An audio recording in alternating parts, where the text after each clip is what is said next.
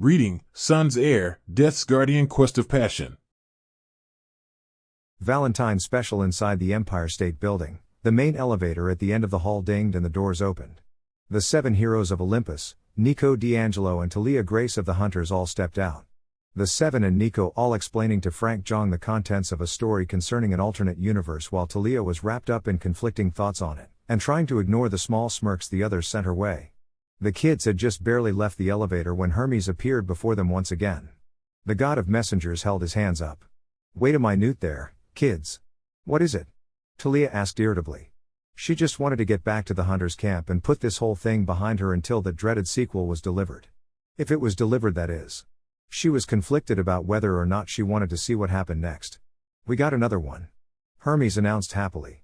"And Frank, sorry about forgetting you that time." Frank scowled at him. He hadn't exactly forgiven the god of travelers about leaving him in the Argo too. The story everyone else heard about sounded awesome. Now he was behind everyone else in it. "Get back up there," said Hermes. When none of them started moving for the elevator, he sighed. "I said move, kiddies." They quickly moved back into the elevator and went back to Olympus. Entering the Olympian throne room, the kids found their couch still in place, new snacks set around. They took their seats, all curious about what they were going to read now. Before they could ask, Hestia spoke. "It's a short story concerning Apollo's son, the quest of passion." "I still say I should read it," Aphrodite huffed. "You squealed for the first 15 seconds it was here." Hephaestus grumbled. He reached up and rubbed his ear. "I'm still trying to get some hearing back."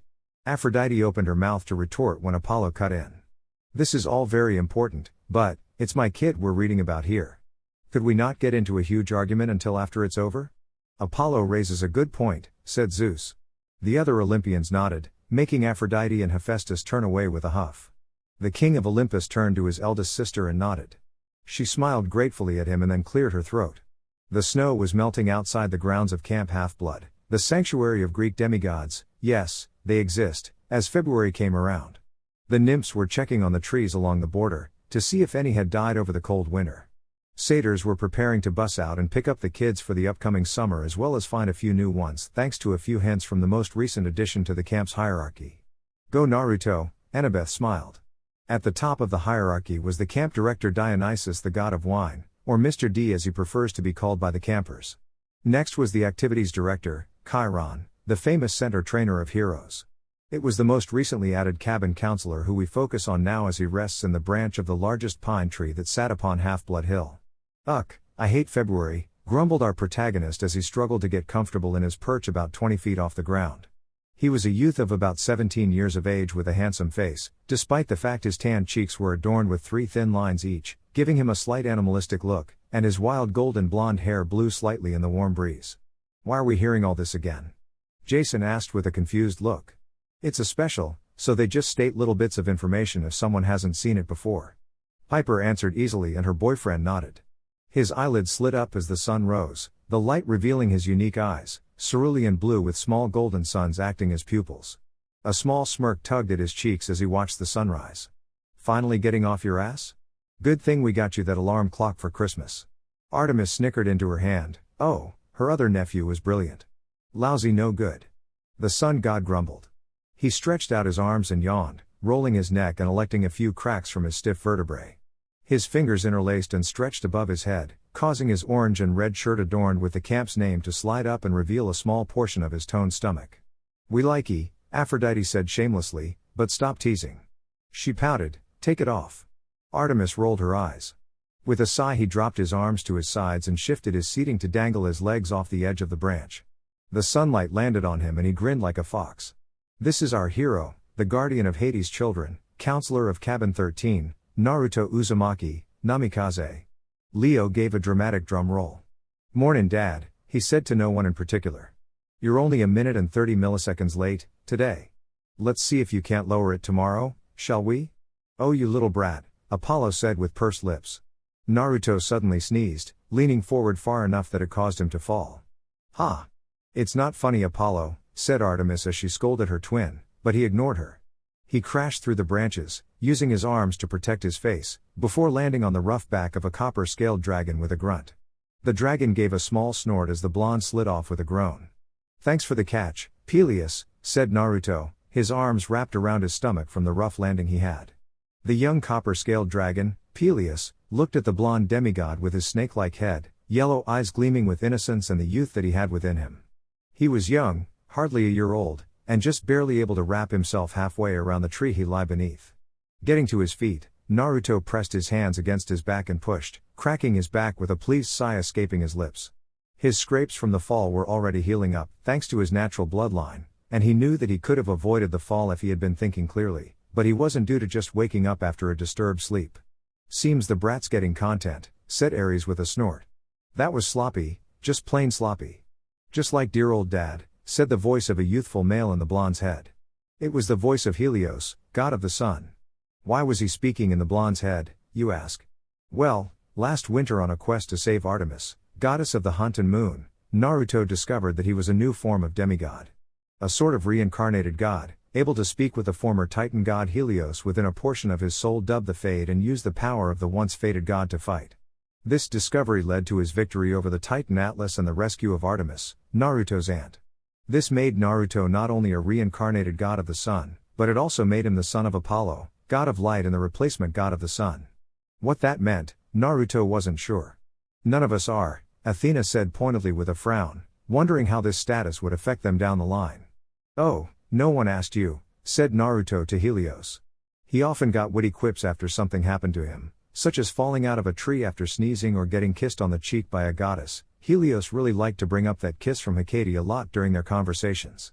Talia gritted her teeth a bit at that reminder. One of the things she was conflicted over. The blonde demigod patted Peleus on the head before he walked back into camp. Lee and the others should be up soon, thought the blonde. Naruto was speaking of course of his younger siblings, the members of Cabin 7, where the other children of Apollo stayed. Lee Fletcher was the oldest of these younger siblings and was the cabin counselor due to his age. Like his older brother, Lee was a tall tan teen with blue eyes and blonde hair, but unlike Naruto, who had broad shoulders, the build of a martial artist and looked as though his body was chiseled from marble, the best kind of marble. Aphrodite quipped, her eyes moving up and down on the picture as a smile spread across her face. Was built like a surfer that just regularly took care of himself. Unlike his older brother, Lee wasn't plagued with prophetic dreams and thus didn't wake up before the crack of dawn, wandering the campgrounds while bending the light around him to become invisible to evade the harpies. "I think your brother's girlfriend's cabin is already up," said Helios. As Mr. D would say, "Well duh, Helios," said Naruto. His eyes rolled at the obviousness in his past life's musing. Lee's girlfriend, Katie Gardner, was a daughter of Demeter, the goddess of the harvest. "What?" Demeter squawked. Apollo just grinned wolfishly at that. Even though she wasn't here, her siblings acted like a good farming family. Cabin 4's members woke up before dawn to get a hearty grain-filled breakfast at the dining pavilion. Demeter nodded in approval while Hades groaned, covering his eyes with a hand. "Stupid weak-brained sister." "Morning, Naruto," chirped the three kids as he utilized his special teleporting ability known as Heir to appear at the pavilion. Naruto beamed a smile at them, causing the soul girl there to blush lightly. "Still has the moves Tilda," said Apollo with a wiggling brow. Talia scowled slightly at his comment and Demeter to frown at her nephew. Morning Miranda." "George." "Mickey," he said with a nod to the three farmers. His poor sleeping habits have cost him a full night's rest, so he used his morning time to get to know the hard-working cabin members that kept the camp afloat. Miranda was just a couple of years younger than her sister Katie and had elected to remain at camp year-round. He hadn't gotten around to asking why yet. The girl was shyer than his childhood classmate Hinata and normally would clam up after greeting him. "I wonder why?" asked Piper, amusement in her eyes. Naruto grabbed a seat at his father's table, taking the offered plate of Canadian bacon, eggs and hash browns. He ate slowly, wondering how today was going to go. "Maybe you should try to figure out that dream," said Helios. Naruto dropped his fork and put both hands over his face with a groan. The dream had literally made no sense whatsoever. A beating heart randomly caught fire along a dirt road. It was then snatched up by a turtle that pulled it into the extremely colorful shell. He had never heard of a more nonsensical vision. "Okay, that is just plain weird," said Annabeth, her eyebrows furrowing while trying to figure out what that even means.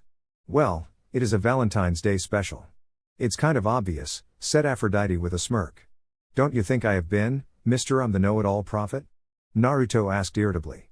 Right, you're not a morning person." "How do I keep forgetting that? Can I just eat in peace?" grumbled the blonde lowly as he lowered his hands. He picked his fork back up and dug in. The dream was the only thing on his mind as he ate, trying to decipher its meaning. That and what the nymphs did to make this Canadian bacon so damn delicious. After breakfast, Naruto bid the children of Demeter farewell and as he left greeted his younger brothers and sisters with a smile. His destination was Cabin 1, the home to Talia Grace, daughter of Zeus and more importantly, his girlfriend. Some cat calls and wolf whistles sounded off as Talia just ground her teeth with her cheeks inflamed. Stopping outside of Cabin 1's door, Naruto bowed his head. "Rai Gigi, please grant me entrance," he said. The cabin's bronze door cracked open and a smile crossed the whiskered boy's face. "Thanks Rai Gigi." Naruto entered the bank-like interior of the cabin and shook his head at it. If he hadn't asked Annabeth to help him and Talia add on a more livable portion to the cabin, after getting Zeus' blessing of course, Talia would have been stuck sleeping on the ground in a corner out of the giant bronze statue of Zeus' sight. Lucky her. Talia grumbled as Jason nodded in agreement. Annabeth was all smiles at that. She got to remodel Zeus' cabin? She would have to see if she could do that here for Jason. Naruto stood in front of said statue and framed the face in his hands, a look of thought on his face. "Don't do it," Helios warned. "He'd better not." Zeus warned, stormy eyes narrowed dangerously. "I'm not going to do anything," said Naruto. He was known back in his home village for defacing important statues. In Naruto's opinion, the statues still needed a bit of color on their cheeks, and his godly grandfather's bronze statue would be a prime target if there were no chance of retaliation. No, he was not planning a prank. Now he was just looking to see if it needed a good polish. A spitshine here and there never hurt anybody. Zeus mused the idea approvingly as the other gods groaned at the Thunderer's ego. Naruto lowered his hands and walked past, going to the back wall to another set of bronze doors, pushing the cabin doors open as quietly as he could. This room was more inhabitable. There was a dresser and closet on the opposite wall, a television to his left, and on the right was a large king-sized bed that was occupied by a soul girl who had the black covers pulled up to her shoulder. "Nice room," Percy said to Talia, who looked a bit pouty and envious at it. She had short black hair, wild and untamed as it rested against her pretty face. Behind the closed eyelids were two electric blue eyes and her lips were pulled up in a small smile. Naruto almost regret having to wake her up. Ah! The women and girls cooed while Talia just wanted to die, right now. Why was this dimension so cruel to her? Going to the side of the bed she was furthest from, Naruto silently climbed onto the soft mattress, getting a soft nonsensical mumble from the still sleeping girl. Laying himself so that he was flush against her back, Naruto lightly trailed a finger down her arm. Talia shivered in her sleep and Naruto smiled. He lowered his lips and lightly kissed his way up her neck, making her release a soft sigh. Talia buried her face in her hands. "Someone please, stop it." Light to the touch, Piper joked as Annabeth and Hazel giggled along. "I will maul you." Reaching her ear, Naruto stopped his light kisses and whispered to her. "Time to wake up, Talia-chan." Talia's smile fell into a frown and her eyebrows knitted together in annoyance. "Few Emmermins." "No," said the blonde into his girlfriend's ear. "It's time to wake up."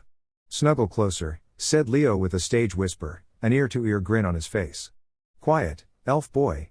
Talia grumbled nonsense in her sleep-addled state, pulling the covers further up her shoulder as she turned away from the intruder that threatened her sleep. "Talia-chan, we're going over the Rasengan today," said Naruto. He had promised to help her develop her aerokinesis while he had the free time. Since he was legally not required to go to public school and had a bachelor's degree in English, he has a bachelor's degree? Said Annabeth with a blink before pouting. Lucky clone-making jerk, he could just spam them for a free education, she cried out in the cruelty of it all. She wanted them, now. Something he constantly reminded Chiron of whenever he was accused of being lazy during the school year, and the D'Angelo siblings were in California with their father, Lord of the Underworld, Hades. Naruto officially had the easiest job in camp, relaxation. Lucky him, said Percy with a pout. He wished he could do that all school year long. Of course, he sacrificed that to offer help where he could, be it with homework, projects or even just keeping up with training. Well, the summer training looked interesting, said Jason. His words seemed to rouse Talia from her slumber, as she started to stretch, her left arm shooting up as her muscles relaxed. Naruto watched her as she blearily examined her surroundings, something she did out of the habit she developed while growing up on the run from monsters. Talia gave a weak smile to those days. Talia rolled onto her left side, facing him, and her eyes began to lose the sleep that was in them. "Mornin' sleepy face," Naruto teased. His girlfriend's lips quirked up into a small smile that made his grin widen. "Hey," said Talia softly. They both just sat there for a brief moment, electric blue orbs staring into sun-filled oceans. Naruto moved himself closer and kissed her on the head. No one say anything, Talia growled out, her eyes filled with static. Everyone just had smiles on their faces, making Talia want to rip her hair out. Meet me by the archery grounds after you finish waking up, he said softly. He pulled back and then vanished in a flash of golden light, leaving his girlfriend to shake her head at his antics. He did that every time he woke her up, ever since he started to do it on New Year's Day. Talia felt her cheeks flush slightly at the thought of what happened the night before his new tradition started. Oh. I wonder what happened? Aphrodite asked suggestively. Talia sputtered. I would not do that. She argued harshly. Not even with a guy like that? Piper asked teasingly, double teaming with her mom. This is why I became a hunter, to get away from stuff like this. God's why? Said the hunter groaning as she rubbed her head. They had sat together on Half-Blood Hill at the base of her tree, the then smaller Peleus resting on the opposite side to guard the golden fleece.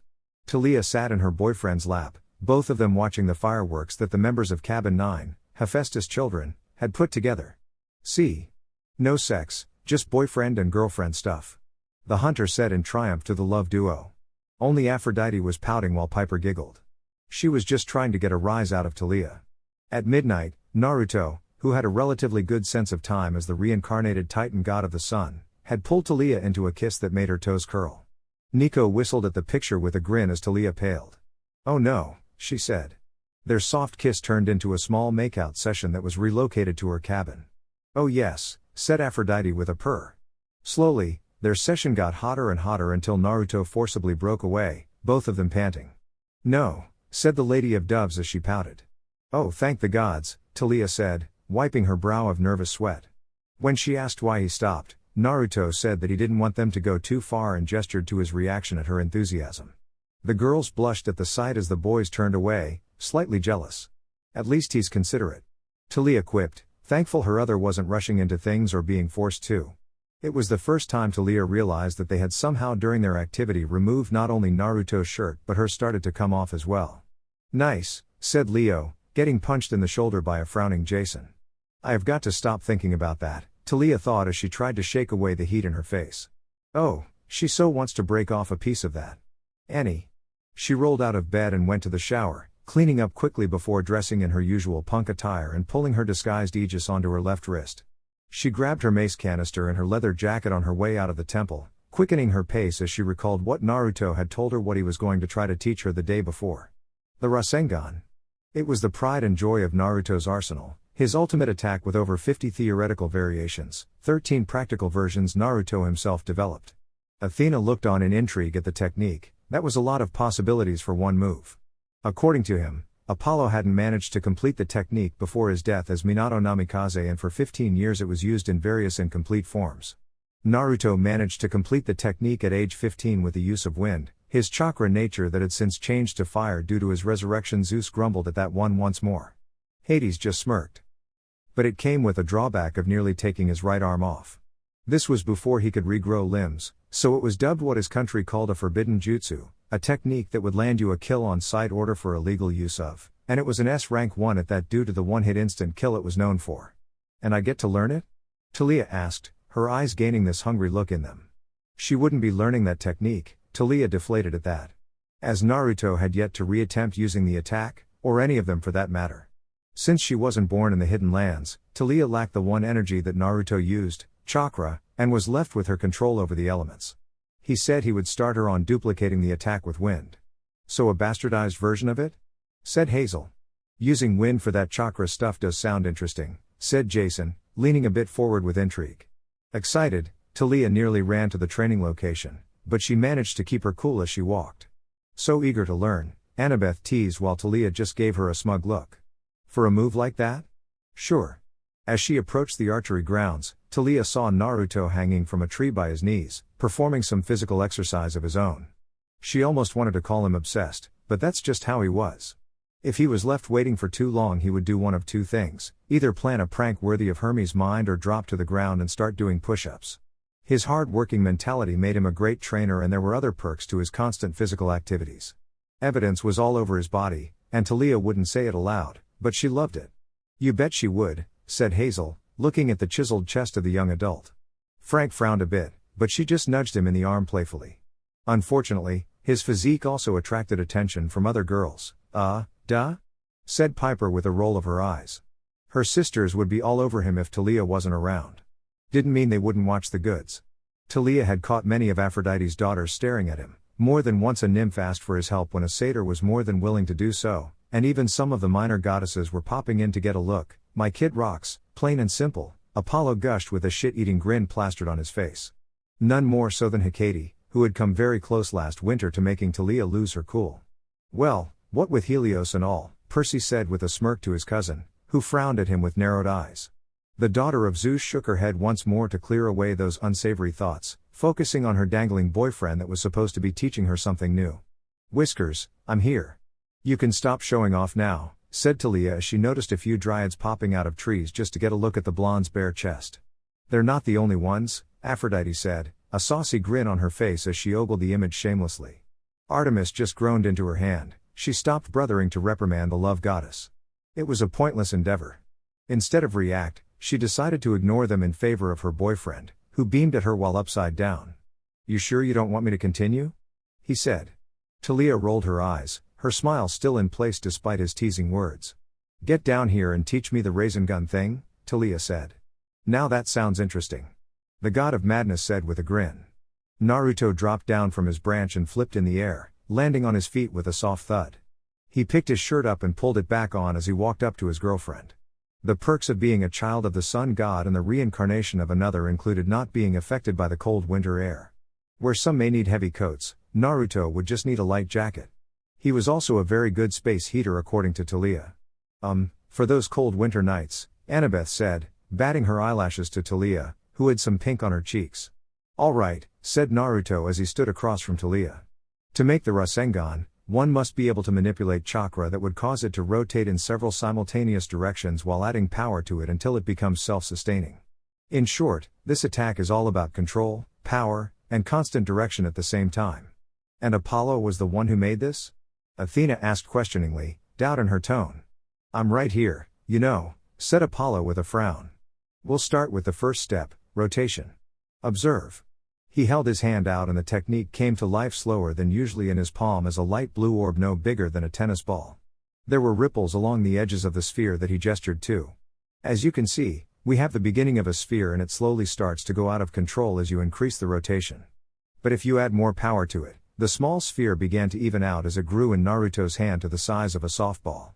"It balances out," said Talia. "Yes. However, if you focus too much on power, the small sphere suddenly collapsed on itself. You lose the rotation and it falls apart."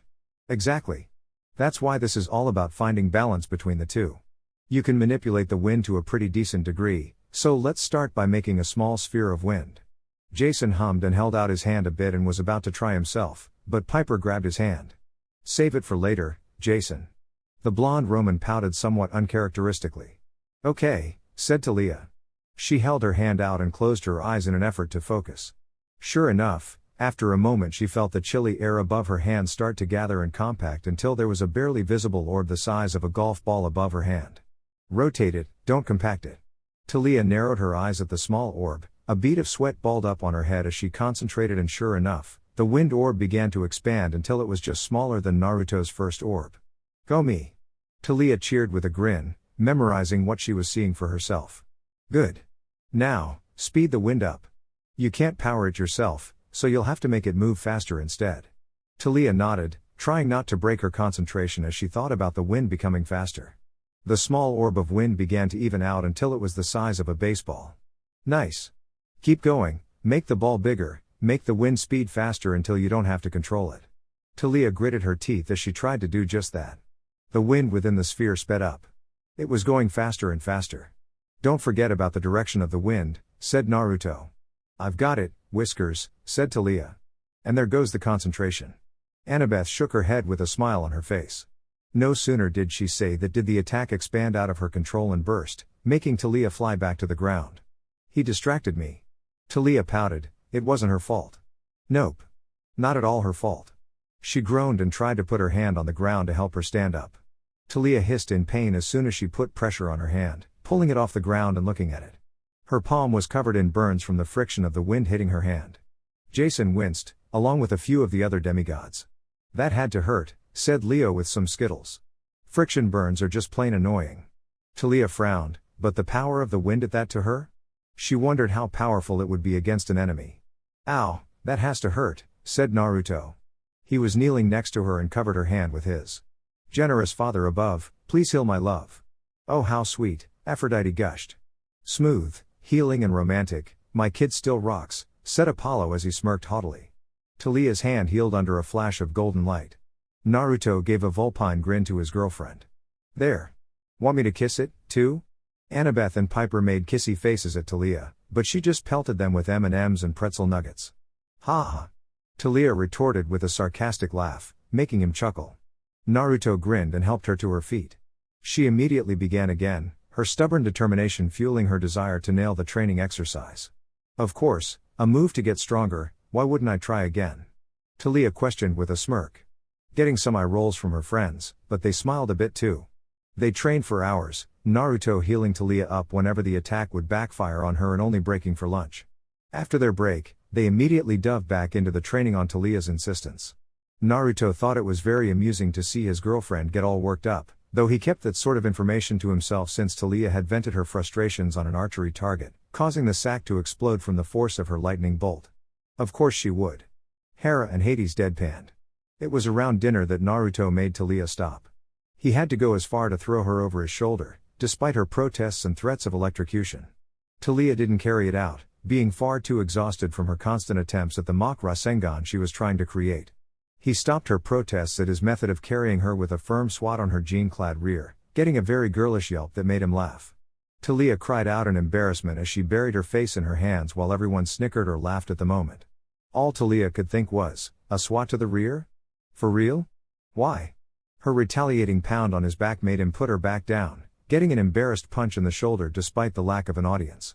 Oh come on, said Naruto as he followed Talia into the dining pavilion. You can't be mad at me forever. Yeah, you love him too much, said Percy as he smirked. He was enjoying this story immensely. Shut up. I can try, said Talia. You love me too much to stay mad at me. She has it bad, said Annabeth through her snickers. Shut up. Maybe. That's not a no. It's not a yes either, Whiskers. I'll take what wins I can get, said Naruto with a shrug. Talia rolled her eyes but allowed a small smile to cross her face. The two of them went to Zeus' table, Naruto pausing to silently ask her father for approval. He waited a second before sitting down.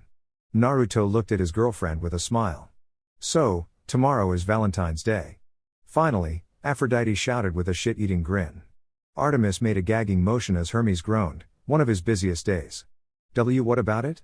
Said Talia as she nearly choked on air and her cheeks turned a light shade of pink. Well that seems in character, said Annabeth with a smirk. What do you want to do? Said Naruto. I mean we could do something cliché like go see a movie, but I think Annie is doing that with Jackson.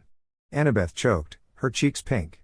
Percy blinked in surprise as they looked at one another, their faces a matching shade of red as the others laughed. They didn't do that at all. The young blonde daughter of Athena blushed furiously at the announcement, her brothers and sisters snickering while other tables burst into laughter. Annabeth groaned, burying her face in her hands. And now you know how it feels, Talia said in a smug tone. Oh quiet you. The blonde hissed back. She glared at Naruto, who waved cheekily from where he sat with a laughing Talia. She had told Naruto in good confidence that she and Percy were going to hang out on Valentine's Day. Naruto had teased her about it, but said he was done. Seemed as though her big brother needed to have one last laugh before the end of it all. The jerk. Annabeth pouted. She sank into her seat when a daughter of Ares asked when she and Percy were going to tie the knot. Yes Percy, when are you two going to tie the knot? Leo asked mockingly. Shut up, Pyro, Percy said, face ablaze as Annabeth's cheeks matched his own.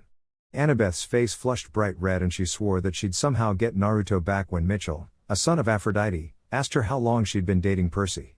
Talia calmed down from her laughter, snickering at Annabeth's plans for the next day, and shoved Naruto. That was cruel, Whiskers. Of course it was, but as my cute little sis, Annie has to suffer my teasing. In private company and in public, said Naruto with a grin. Atta boy, Apollo snickered, I know the feeling. Artemis frowned at him. Don't even think about it. What? Apollo asked innocently, I wouldn't tease you, here anyway ow, he cried out, rubbing his head. His grin died down as he returned to their topic. But seriously, Talia-chan. What do you want to do tomorrow? We could go skydiving, ow. Oh come on, that was the most obvious joke I've ever made. I'm sure she would love it, said Jason, smirking as Talia pushed him with a scowl on her face. It wasn't funny, said Talia. She crossed her arms with a huff. After a few moments of thinking she sighed and dropped her arms. I don't know. What do most couples do on Valentine's Day? Go see movies, said Naruto, a finger being ticked off his hand. Candlelit dinners, exchange romantic candies or gifts, give each other intimate massages, read poetry to one another, but most are age of steamy hot sex. Wow, he just goes outright and says it. Hazel blinked as Talia let out a choking noise at the very notion. Not that last one, said Talia. Her cheeks had darkened even more than they already were at the thought. She so wants to, Aphrodite giggled. No, I don't. Don't worry about that. We'll take our time. Naruto smiled at her, his hand on hers and his thumb lightly rubbing her hand in circular motions. Boo. Aphrodite pouted with crossed arms. I wanted to see a steamy scene. No one else does, Talia cried out, glaring at her with venom in tone. Well, says you, said the goddess of love in retort. Jason looked a tad green at the notion. She smiled back at him and her hand turned around to lightly interlace fingers with him. Well, I guess we could watch a movie in the cabin. Maybe something, I don't know, not too romantic, but not too anything else, said Talia softly. Naruto smiled and squeezed his hand around hers. I have the perfect movie in mind, he said with his small grin that made her heart skip a beat. And what girl's heart wouldn't skip at that? Apollo asked, giving his own grin. It wasn't like his foxy smile, or his beaming one. This one was a small grin that said he had her back and he refused to share it with anyone else. Aphrodite giggled at the possessiveness he had. She couldn't wait to see the trials they had to go through. Talia opened her mouth to ask him what the movie was when a childish snicker interrupted them. The two looked around at the other tables, all of whom had calmed down and decided to leave the red-faced daughter of Athena alone. Thank you, said Annabeth. When another small laugh made them turn around. Standing behind them was a kid around the age of 8, a grin on his face, curly light brown hair and red eyes. He wore a white shirt and white shorts that fell down to his knees.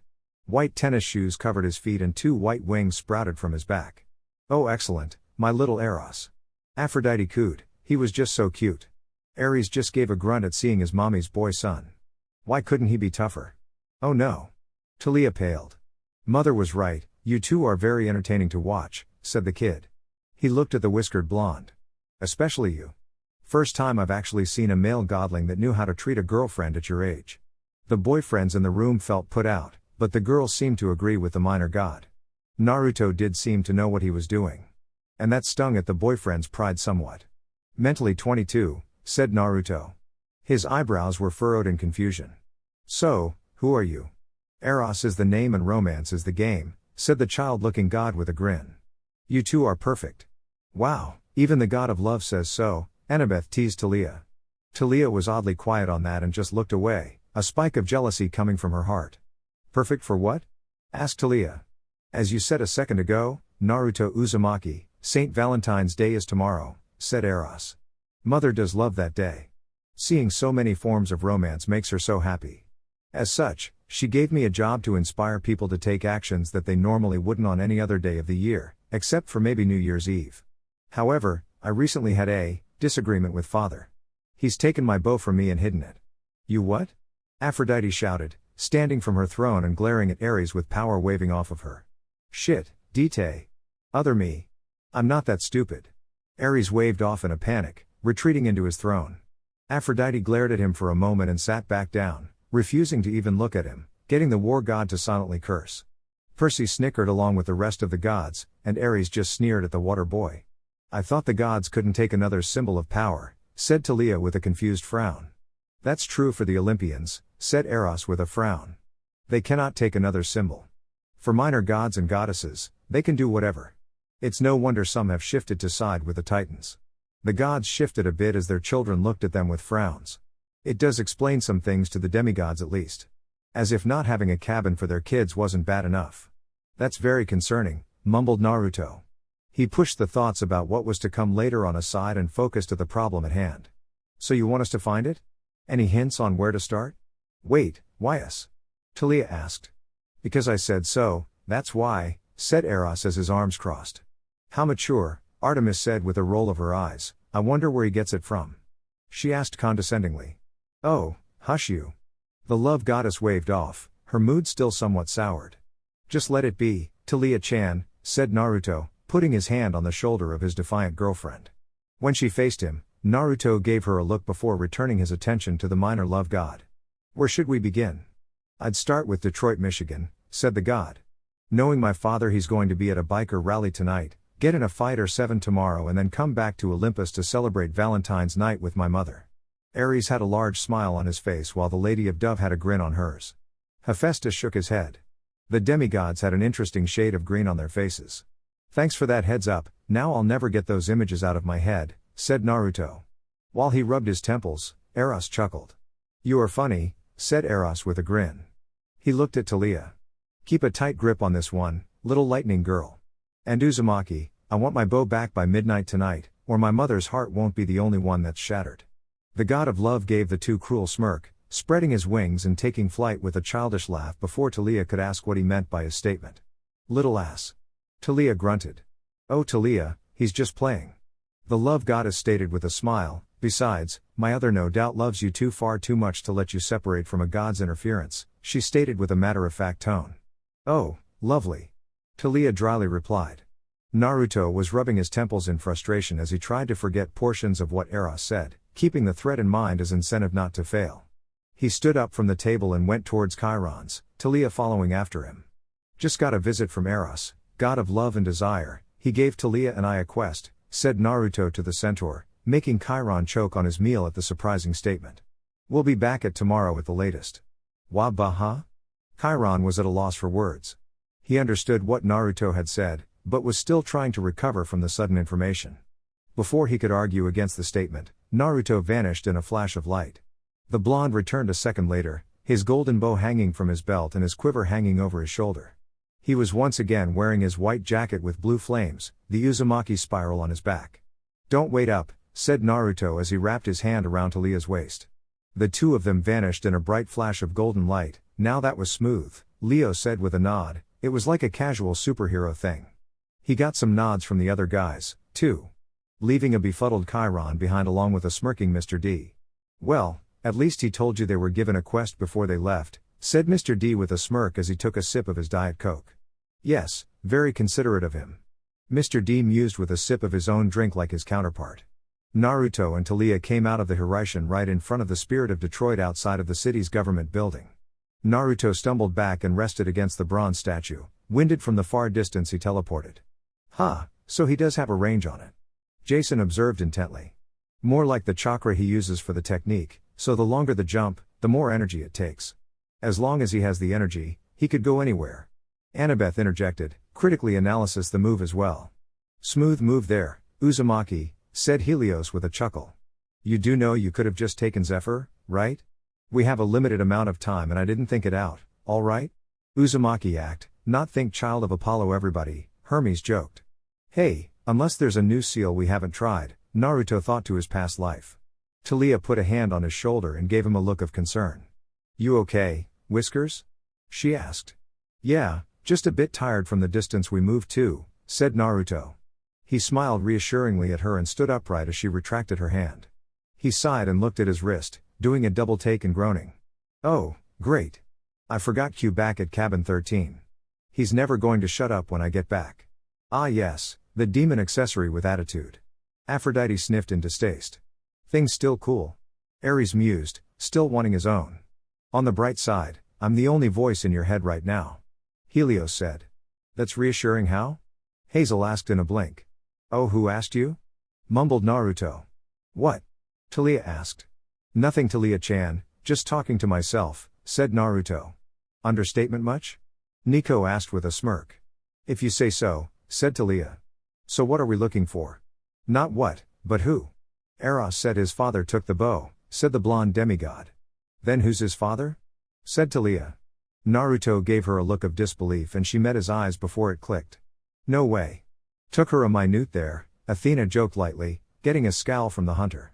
Yep. How is that possible? Well, Aphrodite first whispered in his ear to drop his toga. Naruto was interrupted with a punch to the shoulder. Something like that.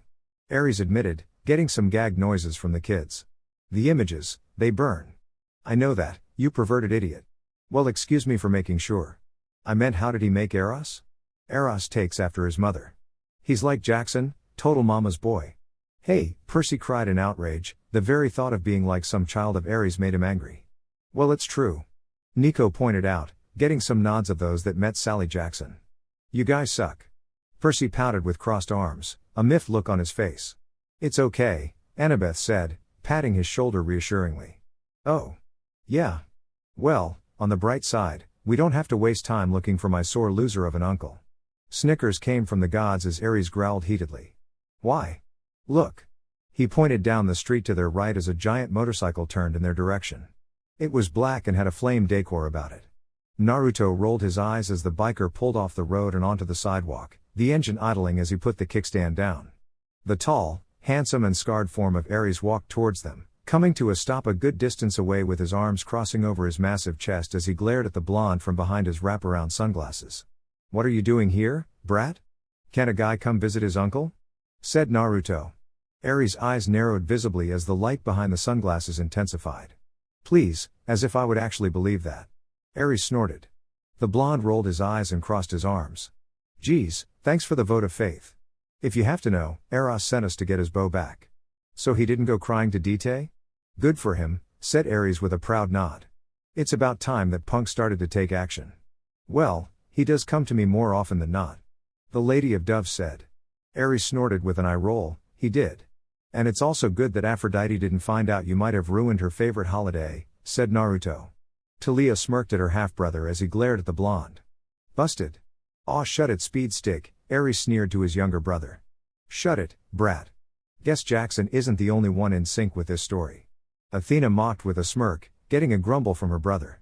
Give us the bow and neither of us will ever speak of it again. Now why would I just hand it over? I could always silence you two myself, said Ares, who began to radiate bloodlust. Both Zeus and Apollo turned to the war god, who rolled his eyes and said, not me. Let my other self be an idiot. So you admit you can be an idiot? Athena asked with a raised eyebrow. Shut up.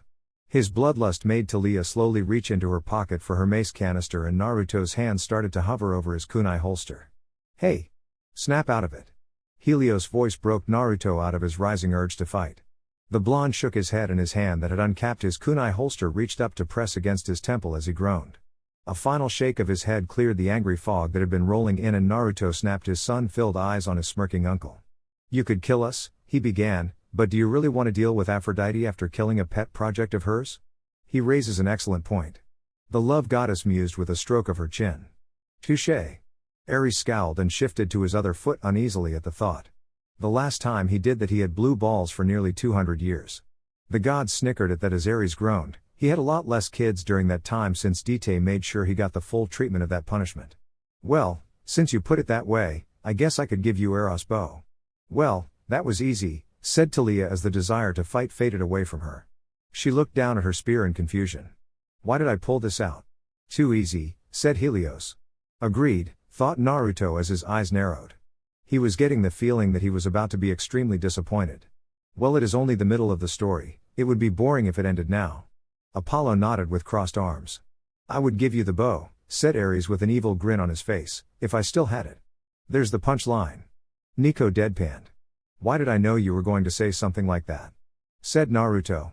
He reached up with his hand and massaged his temples in frustration. That was just a natural side effect of dealing with Ares, though. It was something the god of war shared with Apollo, the ability to slip under your skin and irritate you without even trying. It is a sad talent they have. Artemis grimaced as Athena nodded in agreement. They scowled and pouted at them. It had to be a Zeus thing. Zeus growled as his brothers snickered in their hands. If you don't have it, why did you come to us? Said Talia. How did you even know we'd be looking for you? I didn't come for you. Ares snorted and pointed at Naruto. I came for him. Me? Yes you, Blondie. You've got enough power to fight on par with a titan, said the god of war with a grin. I wanted a piece of the action as soon as I felt that energy the sunshine has been known to throw around. God brawl. Ares cheered with a whoop along with some of the other gods who liked the sound of it. The demigods were murmuring about it being awesome while the girls and goddesses looked on with some eye rolls. That would be the explanation of conveniently finding you, or you finding us, rather, said Naruto dryly. Then do you know where we could find Eros' bow? What's in it for me if I help you? A fight. Talia looked at her boyfriend in surprise and Eri's lips spread into a vicious grin at Naruto's words. I'll fight you one-on-one. But not today or tomorrow. Well, at least he has his priorities straight for the holiday, Aphrodite said with a wiggled brow to Talia, who just turned away with a red face. Then when? Said Ares. He was gripping his large knife tightly in excitement at the prospect of a brutal fight. Heck, he hadn't been this excited for a fight with a godling since hearing about Poseidon's brat 2 years back. Bet you were real disappointed with that outcome, said Apollo. Ares snarled at him.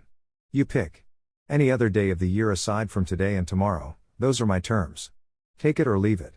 Despite his sister's accusations, Ares knew when to and when not to start a fight. Really? Yes, I do. Ares grunted to his wisdom sister with a pointed glare. Using what little ounce of logic he had, Ares pieced together that if he helped these kids, he'd make Aphrodite happy. A happy Aphrodite equals a happy night for Ares. And he gets a fight out of the deal, too? It was a no-brainer. The Ares thought process, isn't it amazing? Artemis pointed out dryly and a look of disgust on her face. Hera just shook her head, wondering where she went wrong as Frank grimaced with a green tint to his cheeks.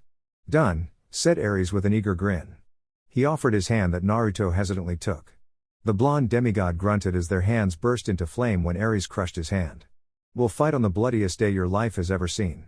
Near that time, you will feel immense pain in your hand. Not even Sundance would be able to heal it. And that is how you make a deal. Ares grinned while laying back into his throne with crossed arms.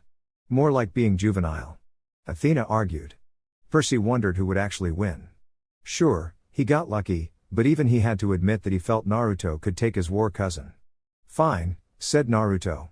He pulled his hand away as quickly as he could and looked at it. There was nothing wrong, but Naruto knew that Ares had left his mark somewhere. Lowering his hand to his side, the son of Apollo looked at his uncle once again. Where is Eros' bow? Go to my mother's city, said Ares simply. He turned around and walked to his ride. The bow is at Dite's temple. She has a city? Percy whispered to Annabeth, who in turn shrugged. Hera had a gleam in her eye along a small smile of amusement. What's that supposed to mean? Asked Talia. You figure it out, little sister, said the god of war as he sat on his bike, kicking the stand back and revving the engine twice. He pointed at Naruto. You better not die before our deal is fulfilled, child of prophecy. I expect to be the one to kill you. Of course he would say that. Percy deadpanned as Apollo glared at his war-loving brother. Ares was just grinning wildly, probably imagining the fight itself with him in there instead of his other. Naruto said nothing and let the smirking Ares ride off with another word. His brows furrowed as he tried to figure out Ares' cryptic words. Dite's temple was simple enough, either it was a temple devoted to Aphrodite, highly unlikely considering today's world I know. Aphrodite pouted. Oh mom, said Piper as she shook her head. Or it was inspired by one of her domains and her symbols. The first portion was what Ares meant, his mother obviously was Hera, Queen of Olympus. Did he mean queens or is that too literal? Talia asked. Her mind was also working at the puzzle the normally blunt god of war left them. True, that did seem to be somewhat cryptic for Ares, Apollo mused with a scratch of his chin. His sisters and brothers were nodding in agreement. Ares just grumbled about annoying siblings. Maybe it doesn't relate to that title, said Naruto. He began pacing in order to think. Let's see, Hera is the goddess of marriage, home, and family. Goddess of the perfect family. You can just hear the condescending drip out in that one, said Talia in a chipper tone as Hera scowled at the hunter. Naruto rolled his eyes at Talia's correction. It was no secret that Hera wasn't a fan of Zeus' half-blooded daughter and the same could be said of Talia's feelings for her divine stepmother. He idly wondered what the goddess thought of Jason, but quickly banished that to the back of his mind. It was too distracting to bring up now, especially given his current company. He still hasn't told me? Talia cried out, her surprise turning into anger. Jason was really wondering how he knew the guy and also along the lines of what Hera did think of him. He was, by force mind you, her champion. Well, Juno's to be accurate. She's also the patron of women, said the blonde as he paced in front of the Spirit of Detroit statue. Hera's city, City of Women is a book, City of Home is a stupid name, maybe her city is where the family is most well known? Would that be Chicago or New York? Do you really think Hera's city would be the one known as a home to the crime syndicate? The elder siblings nearly busted a bit of a gut from that one as Hera gave a somewhat frown that really seemed like a pout if you looked at it by the right angle. True. Isn't there a city of marriage? At Talia's question, Naruto paused and looked at his girlfriend as she looked back at him. Talia saw his golden sun-filled blue eyes glaze over in thought. He barely blinked, just standing there. He was looking in her direction without really looking at her. He was looking through something she couldn't see, but could imagine, his memories. Finally his hands went to his head and he gave a cry of realization. Naruto then took Talia's hand in his own and pulled her into a kiss that left her in a slight daze. "Good job, Talia." "Oh shut up, Annie." After they broke from the kiss, the blonde burst into laughter. "The city of marriage," he said once his laughter died down. He moved his hands to cup her face before he kissed Talia on the head and then pressed his forehead against hers. The grin he had on his whiskered face had her cheeks heating up in embarrassment. "Well, it is a rather handsome grin," Aphrodite said, not blaming Talia at all. Neither were any of the other girls. And they darkened with his next words. "You, Talia Grace, are a genius." "I know." "Yeah, you just like hearing it," Piper said with a roll of the eyes. "Oh stuff it, McLean. We haven't got a moment to spare, we've got to go where Taiki thrives and Nemesis lurks." "Oh sweet." Hermes grinned. "Truly love that place." Hera smiled openly. Naruto closed his eyes and kept his hands wrapped around Talia's as he focused on the clearest landmark he could remember. He took a deep breath before he spoke. "Hiraishin no Jutsu." The two vanished in a flash of light and reappeared next to a large steel construct in a city filled to the brim with lights and honking cars. Talia had to catch Naruto as he practically collapsed, nearly knocking her over in surprise as he did. She frowned at him and he groaned in response. "What is wrong with you?" she asked. "Being drained again?" Nico asked with a tilt of his head. "Seems so." Hazel nodded. "I'm fine," said Naruto as he tried to steady himself.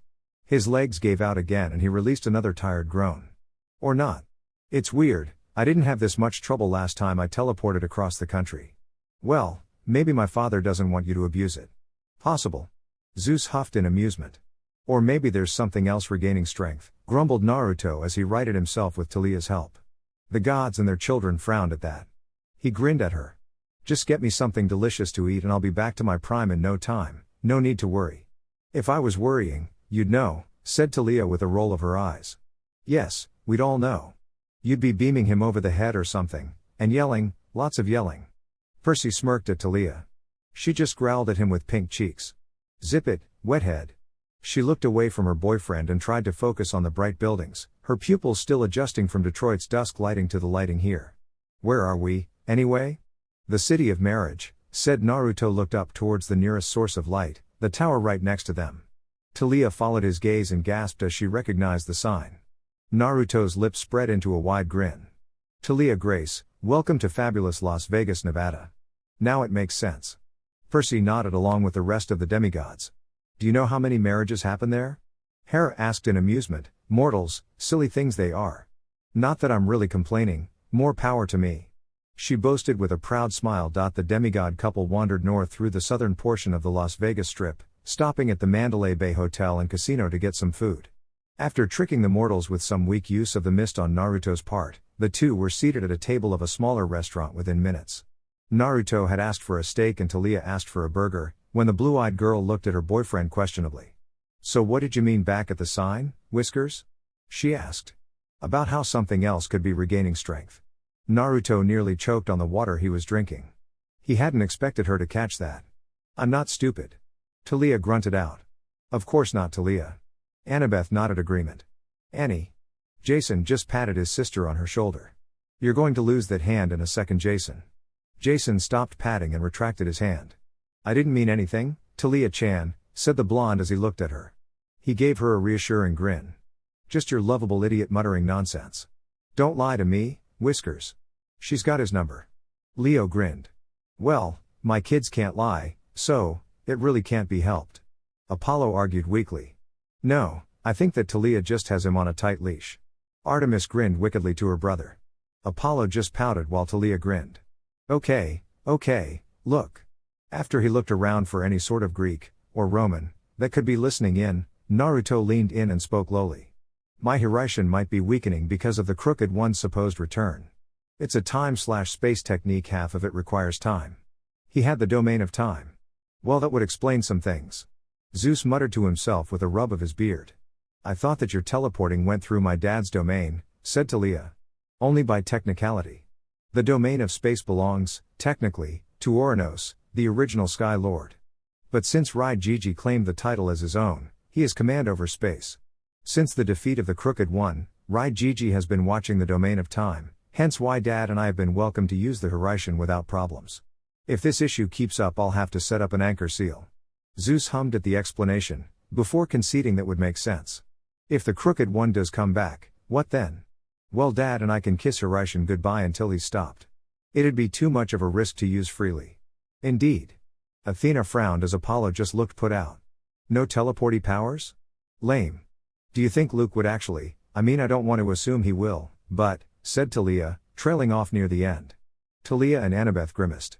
I'd like to say I couldn't believe him of all people would actually start the second Titanomachy, said Naruto, but my faith in people like him were crushed a long time ago. He's not the first friend that's betrayed me. That Sasuke guy, right? Percy remembered and Annabeth nodded to that name. It was in the somewhat start of the last book after all. Talia frowned and opened her mouth to say something but was cut off by the arrival of their meal. And in comes the timely distraction. Hazel pointed out.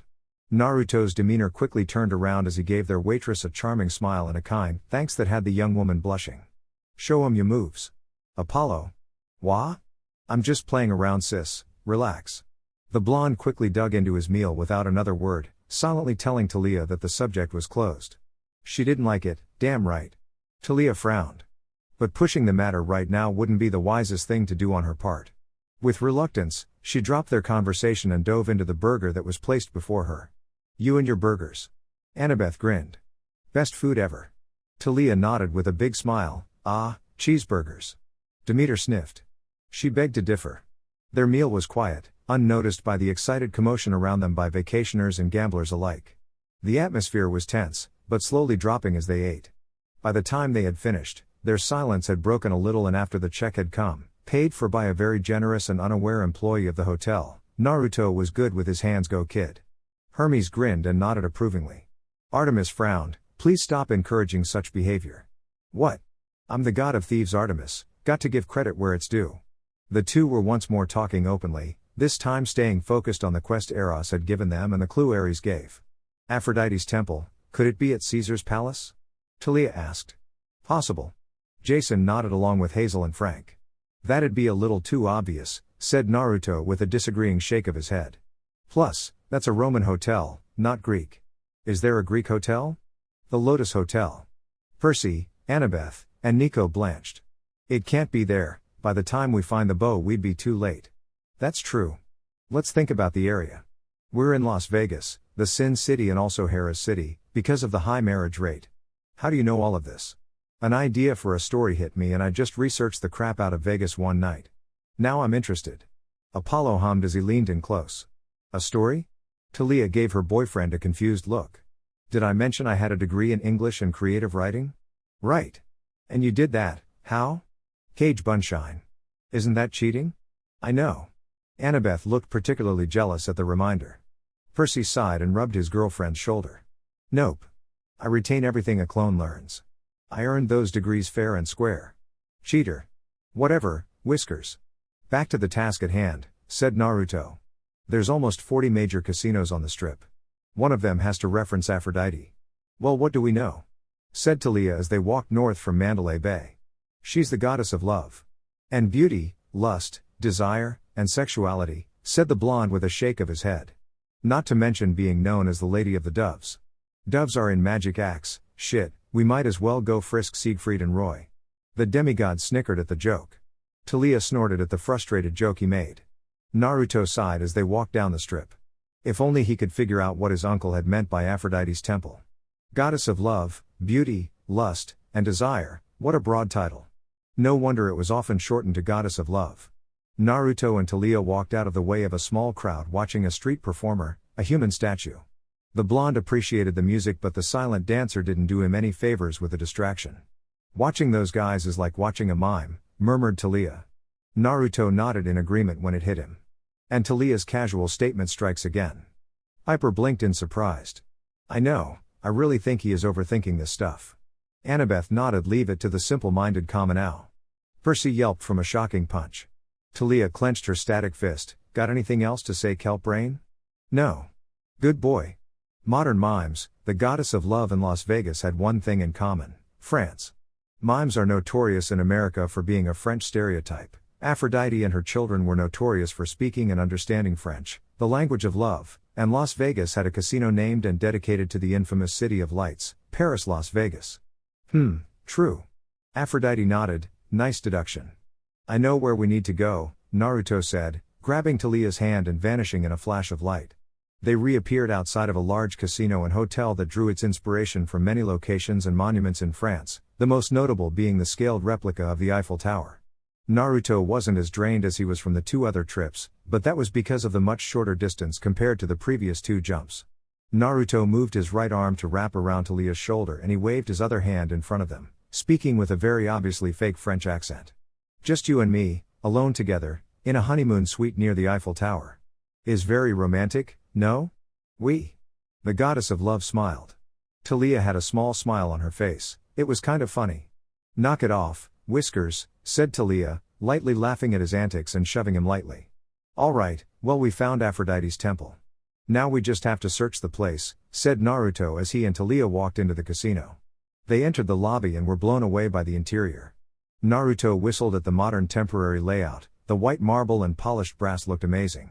Annie ain't got nothing on whoever made this. Annie pouted with pursed lips. Give me time, I could do that.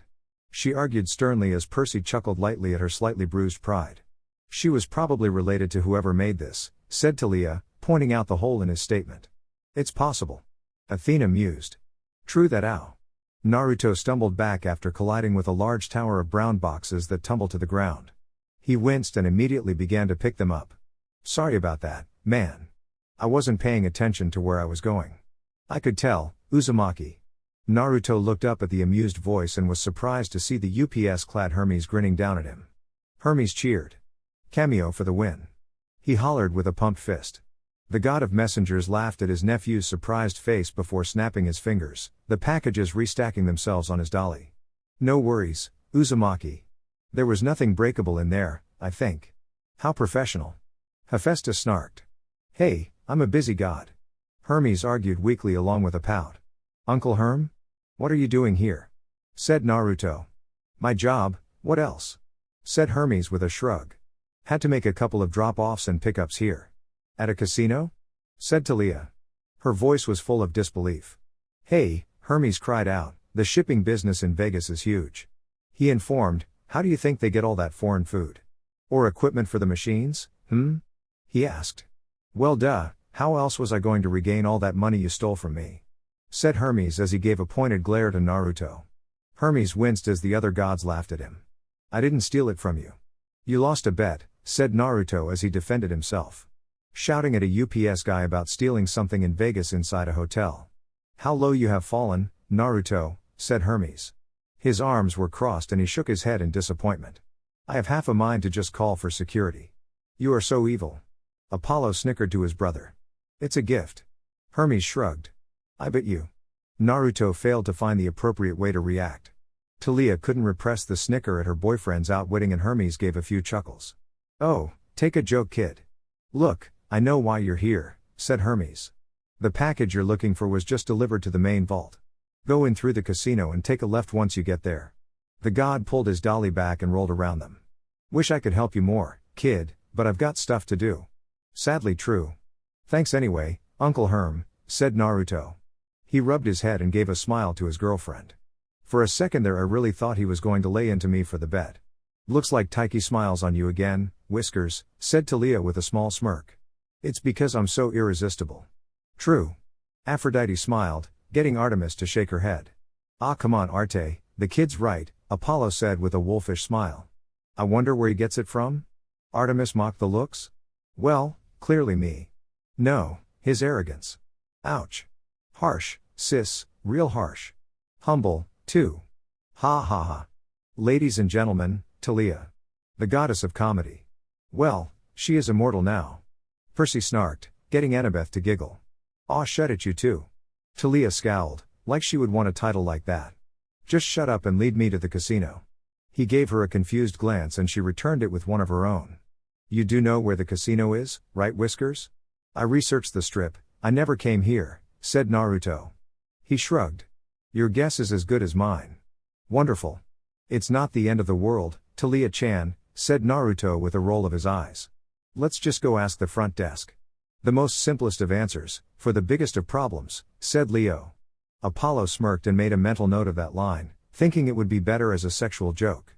Before Talia could tell him how she felt about that idea, Naruto walked up to the counter and leaned against it. A smiling man stood on the other side, dressed in a nice suit with a name tag on the left of his chest. Hello, Jeremy, said Naruto, reading the man's name tag. I was wondering if you could tell me how to get to the casino from here? Ooh, well I don't know. May I see your license? Naruto rolled his eyes as he reached into his back pocket and pulled out the leather wallet he's had since he arrived on this continent. Stupid mortal laws, Konoha was much simpler, flash the headband and you get a drink. What? All you needed was a headband and you could get a drink? Leo blinked.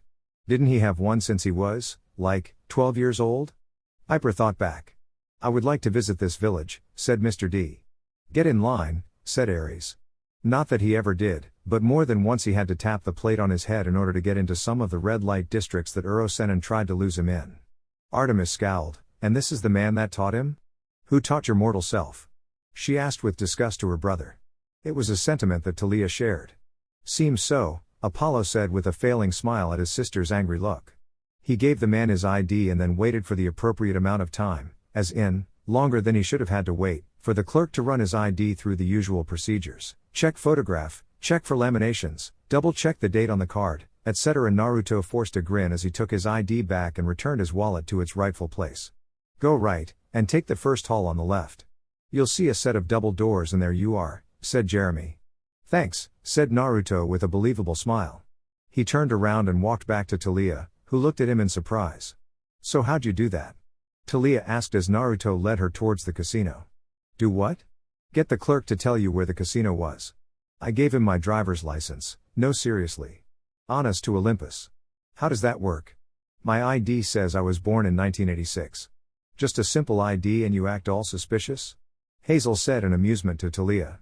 The hunter looked a little pink in the cheeks and turned away. Shut up.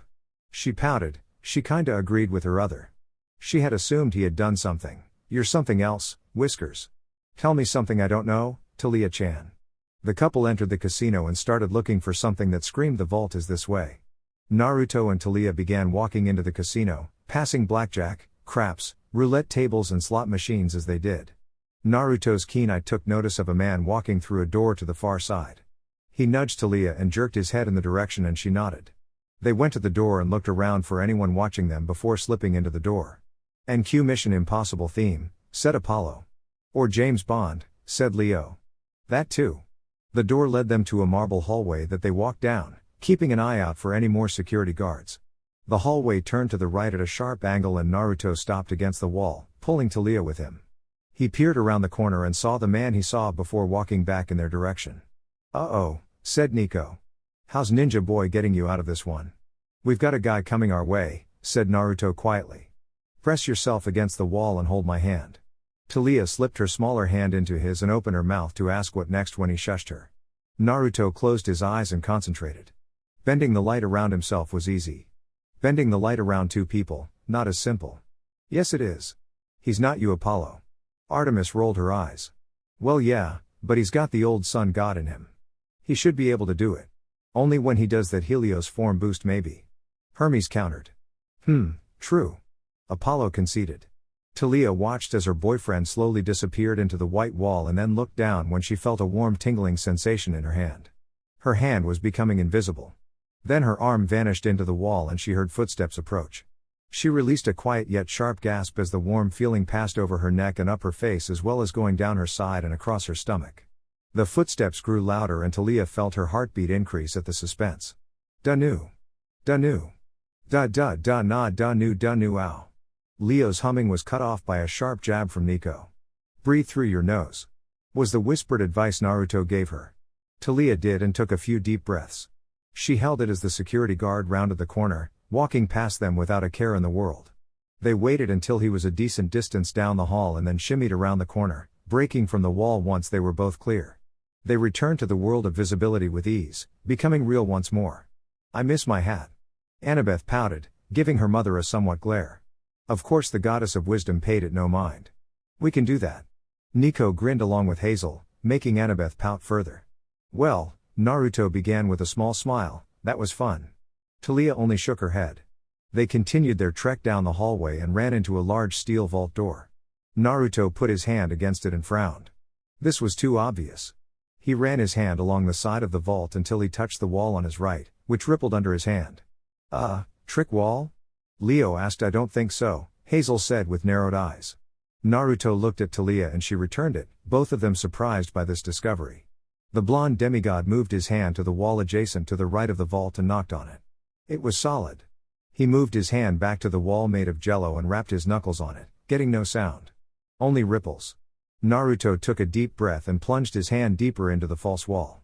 His hand met air and he pulled it out. Mist form, mumbled Naruto.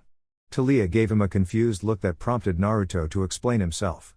People with the ability to manipulate the mist like me can bring things to life in the mist. I never got that far in my training because I felt that altering mortal minds was much more useful. So that's what it was, said an awed Hazel. That looked useful.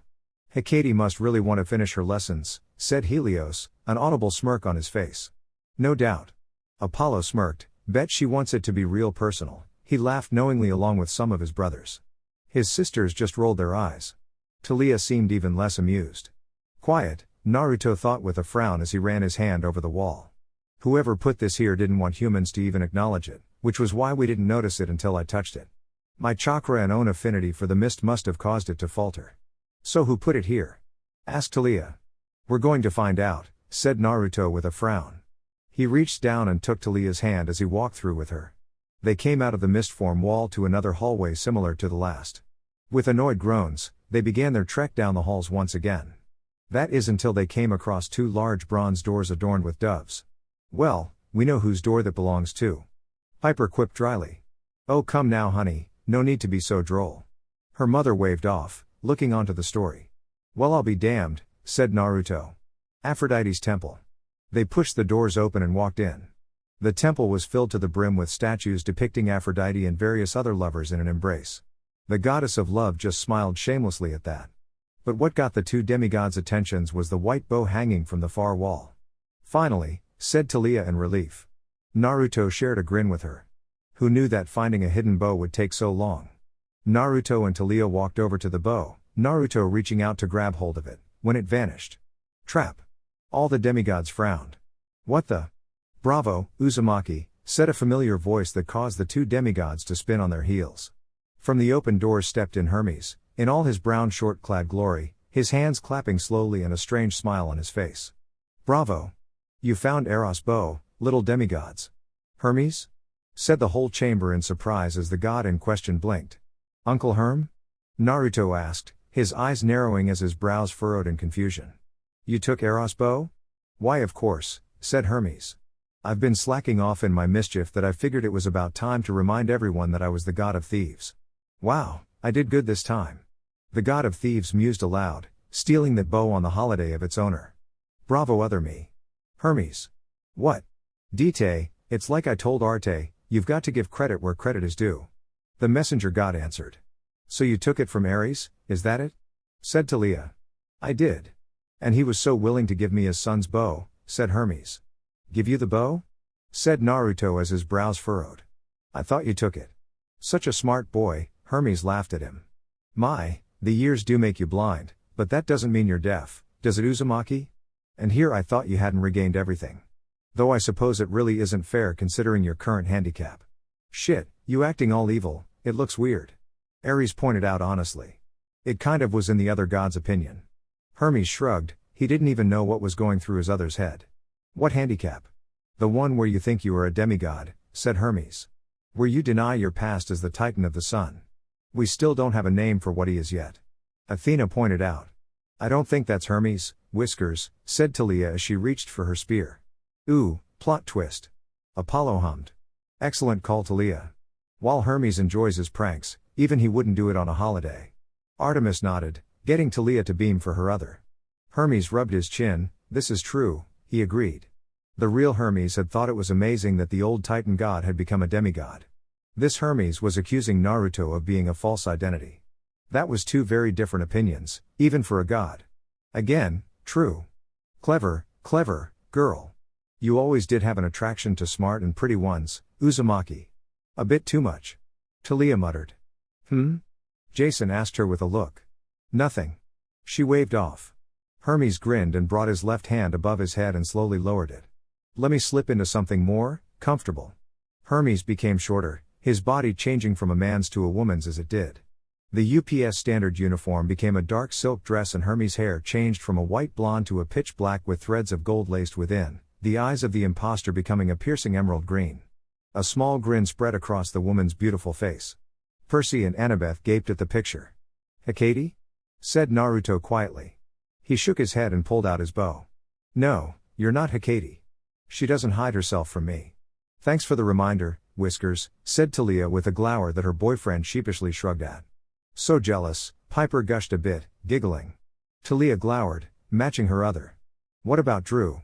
Annabeth said knowingly, to get Piper off the hunter's back. Piper shut her mouth with an audible click. I'm flattered you think I'm my mother, Uzumaki, but no. I am not she, said the woman as she sauntered forward. I did not expect Eros to actually come to you for aid. I half expected that little blonde annoying daughter of Athena and her little boyfriend Percy. Why, for round 2? Annabeth mocked lowly. Percy was rubbing his shoulders a bit and checking his arms for fur. Man, does everyone but Percy see Annie's feelings for him? Percy turned a bit pink at that for his past tenseness. Don't make jokes, Whiskers, said Talia with a scowl. Aegis. Her shield appeared on her wrist and she held it defensively. Now is not the time. Do you really not recognize me, Uzumaki? Said the woman, ignoring their comments. She stopped approaching them and frowned. Has it been so long that you forgot what your immortal daughter looked like? Wait, Hecate and Helios had 2 daughters, right? Piper thought out loud. One gave birth to the Minotaur, the other was the one who changed people into pigs, right? She asked. Yeah. Annabeth frowned, and it was only men she changed into pigs. Well, nowadays it's guinea pigs. Circe, Percy said with a brooding look on his face, not liking the woman at all. Immortal daughter? Said Talia with her brows furrowed. The woman glanced at her in annoyance before flicking her hand to the side. An invisible force pulled Talia to the side and made her knock into a statue of Adonis and Aphrodite before she fell to the ground. Damn it, I hate magic. Talia growled, it made things so cheap in a fight. I hear ya. Jason nodded, his little group fought Medea, the niece of the sorceress, not nice. Talia-chan, Naruto exclaimed in worry. He looked back at the woman with a scowl, tightening his grip on his bow. Immortal daughter, Hecate is her mother, it can't be. Helios said as he made the connection. There it is. Apollo grimaced, feeling sorry for his friend. Fighting your own kid. That really sucks. You're Circe. The reincarnated god was quick to follow his past life's way of thinking and came to the same conclusion. He quickly drew an arrow and nocked it, taking aim at the immortal sorceress. Circe gave Naruto a wide smile. I knew some part of you still remained, father. Annabeth blinked, she really thinks that Naruto is her father? She asked in wonder. Well, he is Helios reincarnated and can talk to him. Nico pointed out, and if she thinks that, well this is going to be messy. And with Talia added, even uglier. Talia grimaced. This was going to suck. Oh, she has no idea, said Helios. You're telling me, thought Naruto. Come now, father, you're not seriously going to keep aiming at me, are you? Asked Circe. After all, with the others fated or locked away by the Olympians, we're all we have, now. Someone's not our biggest fan. Athena pointed out with a frown. And locked away? Hera spoke with a raised eyebrow, who else is locked away? Give me Eros' bow, said Naruto as he held the arrow strong, aiming at the minor goddess head. Annabeth had told him about her tendency to turn boys into guinea pigs. He was not looking to live on pellets for the rest of his life. Like Percy almost did. Annabeth pointed out mirthfully. Hey! What? I did say you made a cute guinea pig after all. She retorted with a sly smile that made Percy turn pink while the other demigods snickered. Don't tell me you're going to buy into that lie the Olympians fed you. A reincarnated god, don't make me laugh, said Circe with an amusement. The Olympians didn't want you to regain your power and when you were weak locked you away until you were needed again. Okay, we would not do that. Helios was cool with us. Apollo pointed out with a frown. Can you blame her, though? Athena asked, her knowledge of the psyche giving her a good idea of what was going on in the immortal sorceress' mind. Her father was fated and now announced to be reincarnated into a demigod? It is a bit hard to swallow. I said give me Eros' bow. Father, It's me. Cersei, lower your bow. She's using charm speak. Helios said.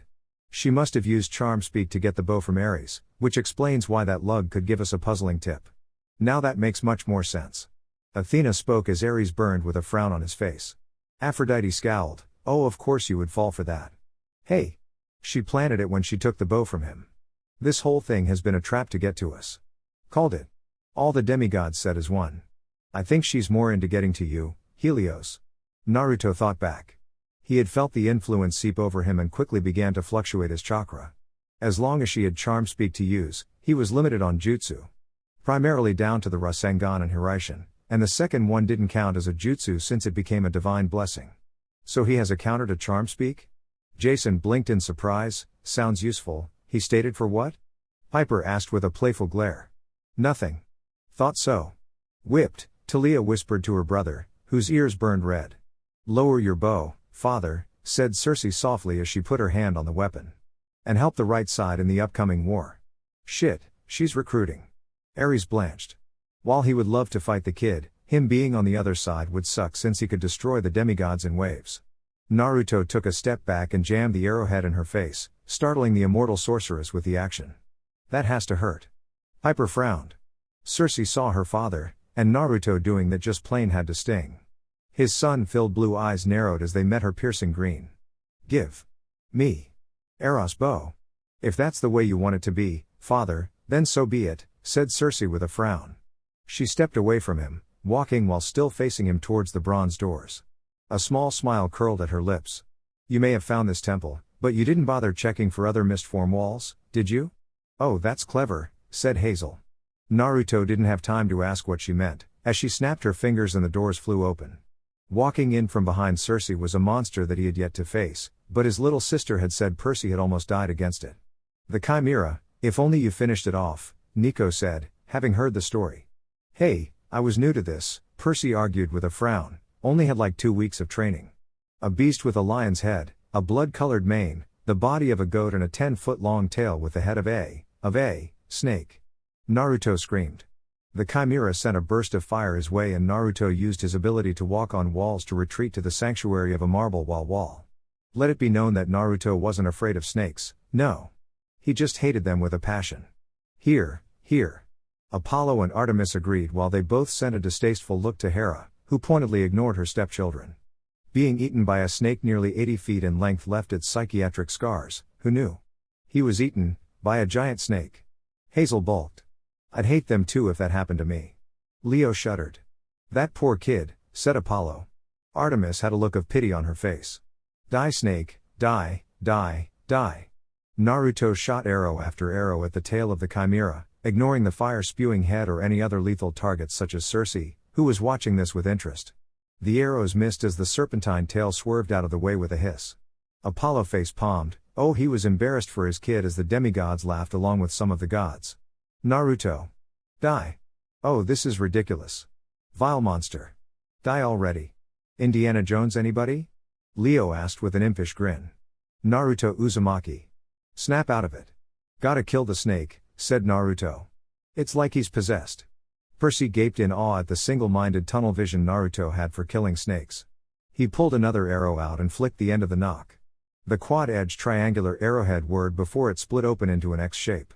Crazed sun-filled blue eyes narrowed on the hissing tail of the Chimera. Die.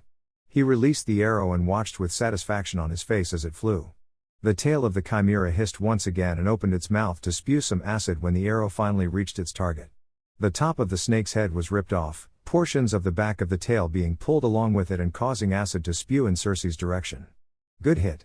Annabeth cheered, Percy right beside her. The immortal sorceress conjured a mist-form shield that took the brunt of the damage, causing her to scowl. Boo. That almost hurt me, father. You're the one that brought in the snake, said Naruto. Apollo shook his head. While he understood his son's problem, that was just sad. He looked down at the Chimera as it roared in pain and anger, breathing fire as far as it could in his direction. Naruto scowled and pulled another arrow out, knocking it and taking aim. His sixth sense for danger suddenly blared. Incanti, Ignus. Avoiding the small blue ball of fire that was sent his way, Naruto jumped to the ground with a good distance between himself, Cersei and the Chimera. He chanced a glance to the unconscious Talia. Must have knocked herself out on Adonis' rock-hard abs, said Helios. Talia hissed in anger, she hated to look weak. Being knocked out from one hit really burned her inside. The blonde ignored the joke, returning his gaze to the immortal sorceress and the chimera. So, 2-on-1, eh? Alright then, said Naruto as he took aim at the fire-breathing monster. He released the arrow and immediately went into a dive to avoid the blast of magical fire that Cersei sent his way. The chimera ducked under the arrow and charged at him, fire shooting from its mouth when it was in his proximity. Naruto shielded his face from the heated attack, preparing to feel pain on his arm when he felt nothing but warmth. Peeking out over his arm in confusion, he felt his eyes widen at the sight before him. The flames coming from the chimera's mouth were flowing over his arm like it was just a strong warm breeze. Naruto pulled his arm away and let the flames hit him head on. He can take flames, too? Leo asked with a tilt of his head. Well, I am the god of the sun, elf boy, so of course my kids would have a minor affinity or resistance to it. But since Naruto is Helios reincarnated, that is boosted it seems. Apollo answered analytically. Athena blinked, I truly forget at times you are an intelligent god, she said with a headshake. Hey! I can be smart, I just choose not to most of the time. Apollo spoke with a pout. He heard Cersei give a surprised cry and ordered the chimera to stop attacking him, making Naruto wonder what changed. Well, it doesn't seem like she's out to get him, Piper said. No, more like she's just trying to neutralize him. Jason nodded to his girlfriend. The fire vanished, its source extinguished at the order of the immortal sorceress, and Naruto felt more energized than before. So, it's like wet head with water, but he gets juiced from fire? Talia asked. Seems so, nice. Me and him would make a killer combo. Leo grinned ear to ear. Come on then, Naruto said, taking a shot at the chimera. The arrow was sent to the other side of the room by a blast of Cersei's magic. Naruto's jaw set in annoyance as he looked at Cersei. This is foolish, father, said Cersei. She snapped her finger and his quiver went flying through the air. You belong on the side of your kin. Well, he is a demigod, but Helios was also a titan. Annabeth frowned. She really wondered what got the sorceress so razzled. I am siding with my kin. I'm a demigod, damn it. You are Helios, titan of the sun. Do not make the same mistake you made eons ago by siding against your family. Hey, he did that willingly. Apollo frowned deeply. Helios was really good to the gods during the First War. Oh, that does it. Kid, I think it's time we show my darling little sorceress just who she is messing with. Helios said with burning determination in his voice. Ooh, Helios is mad. Apollo sang out in giddy.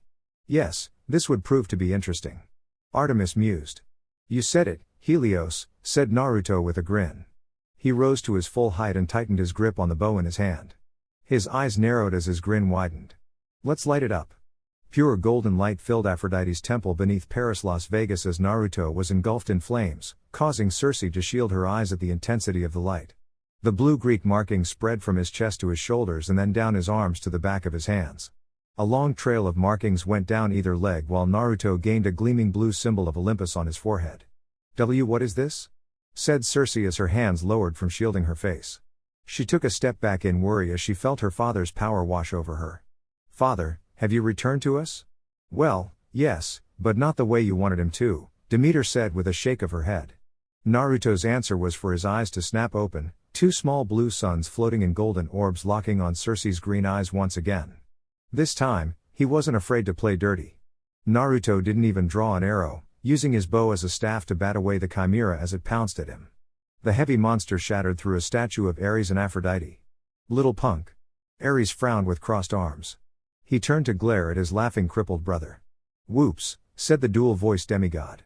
My bad. Sorry about that, Aphrodite. Forgiven. Father, said Cersei. She had a crazed smile on her face and she knelt before him. Titan of the sun, Helios. Welcome back. We can make condolences to grandfather and... Doubtful, said Ares. You are one messed up chick, you know that?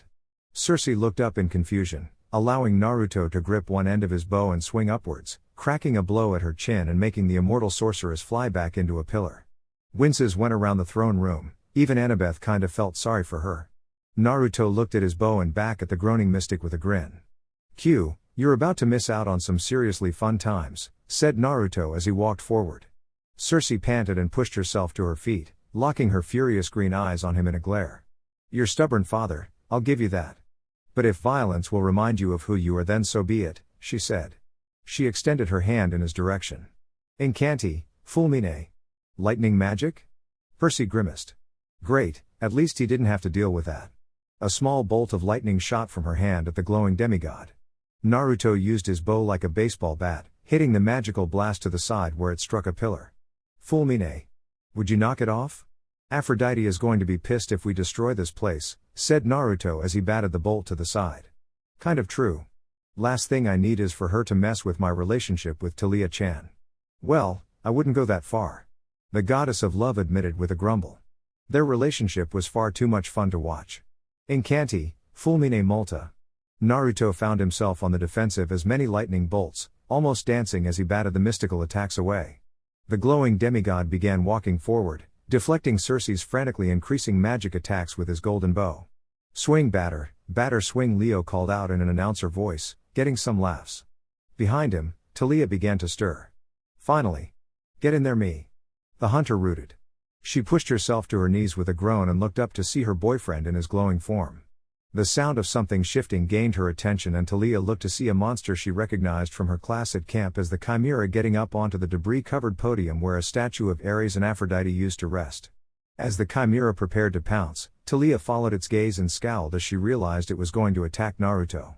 Lifting her now lightning-encased spear, Talia spun it around in her hand and pulled her arm back before she made the weapon fly. The spear tore through the air and pierced through the Chimera's hide, getting a pain-filled roar from the creature before it burst into golden dust.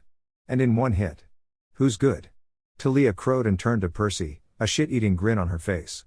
The son of the sea just scowled as Zeus gave a smug look to his middle brother, who just scowled at him similarly. With the monster slain, Talia got to her feet and returned her attention to her glowing boyfriend. I am through playing games, Circe, said Naruto. He was almost an arm's length away from the immortal sorceress, still batting away lightning bolts as they flew at him. Give me Eros' bow. No. Father, please don't kill me. I concede. I concede. Circe was trying to meld herself into the wall, backing away from Naruto with her hand outstretched. From the look in her eyes, Naruto could tell she truly believed that he was Helios and that he was mad at her. Tears were welling up in her eyes and she slid down the pillar, making the glowing demigod tower over her. I concede. Naruto's hard gaze softened slightly at the whimpering immortal. Wow. Was all Percy said. Heck, it was all he could say. She just wanted her father back. It made the hero of Olympus frown a tad. He collapsed his bow with a flick of his wrist and placed it on his belt. Whether it was Helios' presence within him or just his own kindness, the blonde felt bad for putting the fear of Tartarus into Circe. From what he could see, she was in denial that her father had faded. Using his power against her must have reduced her mentality, fragile as it already was, to that of a child. The gods looked on in interest at this. The event was very rare, but not unheard of when an elder immortal punished a younger one. He crouched down, looking at her tear-filled green eyes with his blue sun-filled golden orbs. Circe, he said. Did you charm speak the god of war into getting the bow of Eros for you? Yes, father, she softly replied. Why? Originally I wanted to get back at that conniving little daughter of Athena, said Circe softly. Seems you have a fan, Hazel said to Annabeth with a sly look. Annabeth turned away with pink cheeks. Great, she was still pissed about the island incident. Her face turned sour. She cheated. Just like that Argonaut. And then those filthy pirates overran my spa, I was forced to leave it all behind. You know, Raina mentioned she lived in a spa before, said Jason, getting Annabeth to wince. I prayed to Mother and to the Olympians for help but none came, so I turned to Crow. You will not say his name, said Naruto. The Crooked One, said Circe, amending her words. I turned to the Crooked One's emissary, a child of Hermes. Hermes flinched at that, a sour look on his face. He promised me that the island would be mine once again if I stirred up trouble between the near impossibly unbreakable relationship between Ares and Aphrodite. Love and war arguing would make things a lot more difficult for the world. The balance would become wrecked. Aphrodite wouldn't keep Ares from favoring sides in a war that could result in many lovers' permanent separation, said Naruto. Ares and Aphrodite looked to one another because it was true. It was how they worked. He furrowed his glowing brow in confusion. How would this get you vengeance on Annabeth Chase? I want to know that, too, mused the girl. I was too sure that Annabeth would be visited by Eros, said Circe. It's no secret that Aphrodite was going to have him make something happen tomorrow. Why wouldn't he send his mother's favorite pet project? Percy and Annabeth grimaced while the Lady of Doves was all smiles. Because he's smarter than that, thought Naruto. He gets it from his mommy, of course. Ares grumbled while Piper smirked. But then he sent you. Cersei looked at him, tears pouring down her pretty face. When I heard you returned, father, I was elated.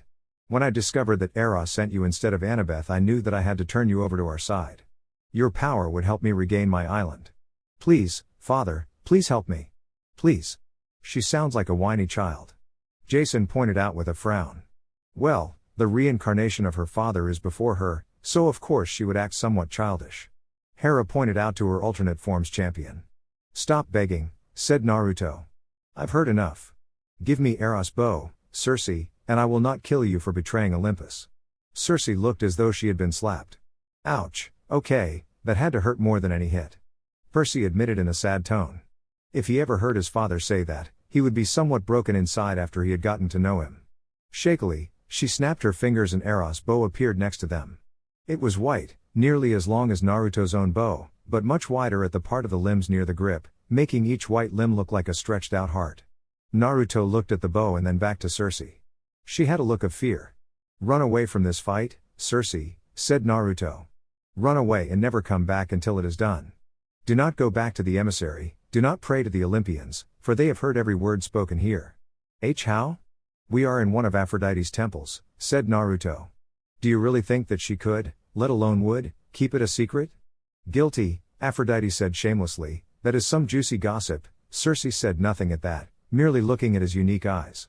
She slowly reached up and cupped his face, rubbing along the rough blue whisker mark on his left cheek with her thumb. The demigods had frowns on their faces, feeling sorry for the sorceress. Her hand retracted after Talia made a noise as she picked up her spear. Cersei put her hand on the ground. Incanti, Gelusemida. Beneath her, a large circle of ice appeared and she fell through it slowly. Naruto kept his eyes on her, watching the immortal sorceress disappear beneath the frozen water while she looked back at him in depression. After her whole body had disappeared beneath the ice, the small portal closed up and vanished. He was impressed with the technique, but frowned at it all the same once it was gone.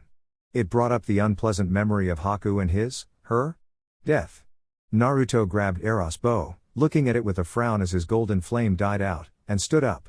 He turned around and faced his girlfriend, who smiled at him and held up a large goat horn with a bit of blood-red fur at the base of it. Nice spoil. Talia grinned, getting Percy to scowl since he knew she was directing that comment at him. Talia looked at the bow in his hand and back at him. Did we get it? Said Talia. Naruto grinned. We got it. But did you get it in time? Helios asked, making Naruto's eyes widen as he remembered the time requirement. He grabbed Talia's hand and pulled her against him, teleporting them to the outside of Paris, Las Vegas. Talia was slightly flushed at their intimate position and slightly disappointed when Naruto stepped away. Aw. The girls pouted for Talia mockingly, making her want to strangle them all, slowly. The bow in hand as he looked past the neon lights at the dark sky above him. It's 8:57 here, said Naruto quietly. He furrowed his brows in thought in order to do the math. That means we have 3 minutes and 41 seconds. So then get with the teleporting, said Talia. Naruto frowned as he looked at his girlfriend. Talia-chan, I nearly passed out when I teleported here from Detroit, he said. I wouldn't be able to deliver Eros' bow in time. Naruto, said Talia, gaining her boyfriend's attention. She had a look of annoyance on her face. I was given the quest, too. And once again I saved the day, Talia said haughtily with her nose in the air. Right. Naruto gave Talia the bow with an apologetic look on his face. He then wrapped his arms around Talia and stole a kiss from her, making her look at him like he had grown a third head with a slight flush on her cheeks. He grinned. If I'm going to go to sleep, I want the incentive to have some nice dreams. Of what I wonder? Apollo asked with a grin, getting whopped on the side of his head. Ow. Idiot, mumbled Talia with a small smile. That's an I love you too. Right? Annabeth asked. Talia ignored her, feeling a bit of jealous bubble in her. Her other was really lucky. You know you love it, said Naruto with a grin. Hiraishin no jutsu. Even he agrees. Thought the other demigods. The couple reappeared at the bottom of Half-Blood Hill, the border of Camp Half-Blood, and as he expected, Naruto immediately slumped to the ground unconscious. Talia knelt next to her boyfriend, checking to make sure he was just unconscious, before rising to her feet and holding the bow above her head. We got it. We have the bow. There was silence and for a moment, Talia wondered if Eros was going to ignore her because he wanted to get the weapon from Naruto. Her concern seemed to be for naught as Eros landed in front of her, panting slightly as his wings folded up. He snatched the bow from her and gave the blonde at her feet a dirty look. "Definitely a son of Apollo," said Eros. "I was just about to land outside Paris when he teleported. Making me rush back over here and then passing out before I could yell at him. The jerk. Bah, you could use the workout." Ares waved away. He ignored the look Aphrodite sent his way. "You're preaching to the choir on that one," said Talia as she recalled the moment in the previous winter where Naruto passed out after losing an arm. Eros looked at her for a moment before his face spread into a grin. "You're just as amusing to watch as he is, Talia Grace," he said. The minor god of love looked at his bow as it was engulfed in a small bright light, changing form to become a small Nerf gun that he spun in his hand like a cowboy would. He stuffed the gun into the holster at his hip and gave the daughter of Zeus a grin. "Thanks for getting it back from Circe for me." "You knew?" said Talia. "Why didn't you just snap Ares out of the charm speak?" "Yeah, you little shit, why?" Ares asked. Geez, now he was an embarrassment. "Sure, if it was a minor god, okay, but an immortal sorceress, damn it, that just burns you deep. And ruin a quest that would make you two have a good Valentine's Day?" Eros laughed. "I don't think so. I'll see you tomorrow, Talia Grace, even if you don't see me. Not that you'll want to." He left before Talia could even try to retort, leaving her with her unconscious boyfriend just at the borders of Camp Half-Blood. The daughter of Zeus' cheeks darkened with Eros' farewell, wondering about the possibilities of what he could have meant. "Oh, we know you dream about it." Talia grumbled with dark red cheeks at the love goddess, stupid love-obsessed woman. Being the daughter of the notorious king of Olympus, and a teenage one at that, some of her speculations were not the purest of thoughts. "Called it." Aphrodite mused with a grin as she leaned her chin on her palm. "Ah, shut it," Talia cried out in embarrassment. Talia's thoughts were broken as she heard the harpies shrieking in the camp and knew that going in now wouldn't be the best idea. She couldn't exactly leave Naruto at the base of the hill either. Talia looked at her pine at the top of the tree, back down at her unconscious boyfriend, and then back at the tree with a grimace. "The things we do for love," said Leo with a smirk, proudly taking the pelting of candies from a certain hunter. "Ow. The things I do for you, Whiskers," said Talia. She reached down and slipped her arms under Naruto's, pulling him up the hill. Now, Talia wasn't exactly weak when it came to physical strength, but Naruto weighed about 192 pounds of pure muscle and she was pulling him uphill. Yeah, the world of physics was against her at the moment. "It seems like that whole world was against me," Talia mumbled. Talia grunted and grumbled under her breath as she dragged her boyfriend up the hill. She finally reached her tree and looked at the wary Peleus. She let go of Naruto, letting him drop to the ground with a small thud. Talia fell to her butt next to him, the excitement of the quest having drained her of her energy. She looked at her boyfriend, whose face was set in a rare serene image of peace, and smiled slightly. "You could just stare at all night long," Annabeth giggled with a sly look in her eye. "Bet you do that with Wethead." Talia jeered back. Annabeth didn't retort, but she was pink-cheeked at the notion that was kind of true. Naruto's eyes snapped open at the blare of a bugle before squeezing shut once again. His head was killing him. With a groan he sat up and rubbed at his eyes. "It's about time you woke up." The blonde turned and looked at his girlfriend, smiling at him from where she lay on Half-Blood Hill. Naruto smiled back at her. "Sorry, I was having a really nice dream." "I bet." "Oh, be quiet you." Artemis frowned to her brother, he was ruining the story. "Did Eros get his bow on time?" "Yeah, but he says that you're a jerk for making him fly all the way from Vegas to Camp Half-Blood. And I think you're a jerk because I had to stay awake all night with an eye out for kindly ones," said Talia as she sat up and stretched.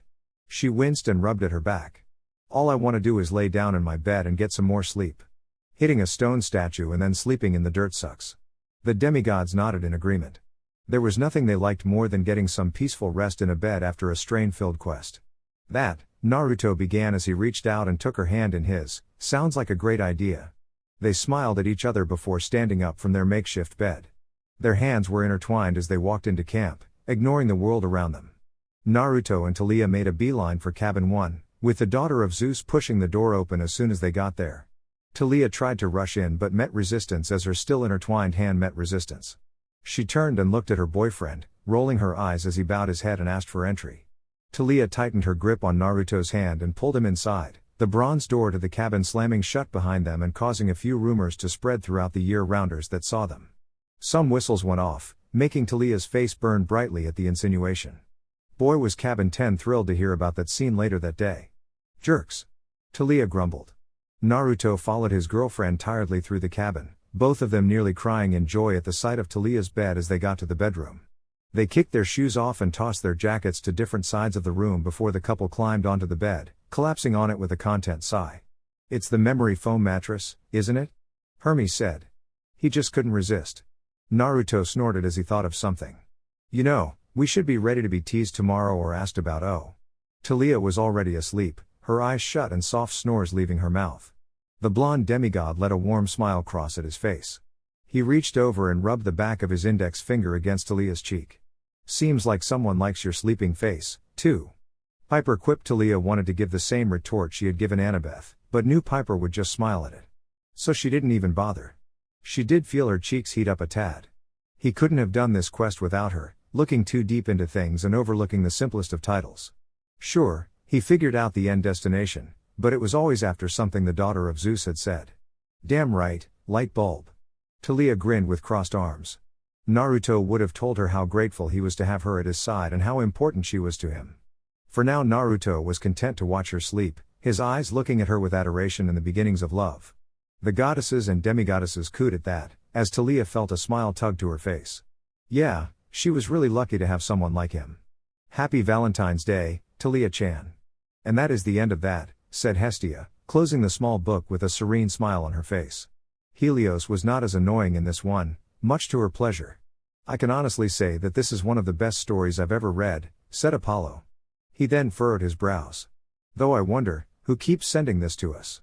Hermes opened his mouth and raised his hand before closing his mouth and furrowing his own brows. I don't know. He grabbed the sending box and frowned. No return address. That's a bummer, said Apollo as he slumped in his seat. I want to send a thank you note. Hermes sighed and started to put the box down when it shone and replaced itself with a fully wrapped box. He blinked and looked at the box before eagerly unwrapping it. With an excited chuckle he took out the object and grinned. Ladies and gentlemen, he said. I give you Son's Heir, Death's Guardian 2, A Hero's Peril. He turned the book around to reveal the cover showing the blonde and Talia facing different directions while Percy and Annabeth stood over a miniature labyrinth. That looks awesome, said Apollo. He reached for the book, but Hermes held it away. Damn it, Herm, give it here. Could you please act like an adult? Asked Artemis, grabbing her brother by the back of his shirt and pulling him down to his seat. She looked at Hermes. And you? Give the book to someone who wishes to read it. Spoilsport, said Hermes with a frown, before handing it over to Hestia, who seemed content with reading for the others. He sat back down and pulled the new Diet Coke that Mr. D summoned out, drinking it with content. Let's get it started already.